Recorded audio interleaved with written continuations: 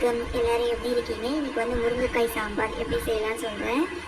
எங்கள் வீடு பக்கத்தில் முருங்கை மரம் இருக்குது. ரெண்டு முருங்கைக்காய் மட்டும் பிரிச்சுட்டு வந்தேன். முருங்கைக்காய் மட்டுமே போட்டு வச்ச சாம்பார் செம்ம டேஸ்ட்டாக இருந்துச்சு. நான் இதுவரையும் மற்ற காய்கறி போட்டு தான் வச்சுருக்கேன். முருங்கைக்காய் மட்டும் தனியாக போட்டு ட்ரை பண்ணதில்லை. நீங்கள் எல்லோரும் கண்டிப்பாக ட்ரை பண்ணி பாருங்கள். முருங்கைக்காய் மட்டும் போட்டு எண்ணெய் ஊற்றி கடுகு போட்டு வெங்காயம் தக்காளி நல்லா வதக்கினதுக்கப்புறமா முருங்கைக்காய் போட்டு அதையும் நல்லா எண்ணெயில் வதக்கிட்டு சாம்பார் பொடி ஒரு ஸ்பூன், மல்லித்தூள் ஒரு ஸ்பூன், மிளகாத்தூள், உப்பு, மஞ்சத்தூள் இதெல்லாம் போட்டு தண்ணி ஊற்றி நல்லா கொதிக்க விடணும். மல்லித்தூள் வந்து அதிகமாக போடக்கூடாது. நல்லா கொதிச்சதுக்கப்புறம் பருப்பு வேக வச்சதும் புளி வந்து ரொம்ப கொஞ்சமாக புளி கரைச்சிக்கோங்க. ரொம்ப அதிகமாக இருந்தால் சாம்பார் சுத்தமாக நல்லா இருக்காது. சாம்பாருக்கு எப்பயும் புளி கம்மியாக போடணும்.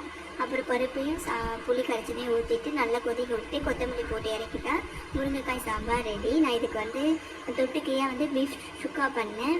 குக்கரில் வந்து எண்ணெய் ஊற்றி வெங்காயம் தக்காளி இஞ்சி பூண்டு போட்டு நல்லா வதக்கிட்டு கழுகி வச்ச பீஃபை போட்டுட்டு அப்புறம் மஞ்சத்தூள், மிளகாய்த்தூள், கரம் மசாலா, மட்டன் மசாலா, உப்பு எல்லாம் போட்டு தேவையான அளவு தண்ணி ஊற்றி 10 விசில் ஸ்லோவாக வச்சு விட்டேன்.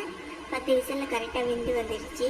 அதுக்கப்புறம் கொஞ்சம் தண்ணி நிற்கும். நம்ம அடுப்பில் வச்சு நல்லா சுண்டு விட்டுட்டா சுக்காவோட ரெடி ஆகிடும். சாம்பாருக்கும் இந்தமாரி சுக்காலாம் வச்சு சாப்பிட்டா சூப்பராக இருக்கும். சப்ஸ்கிரைப் பண்ணிக்கோங்க.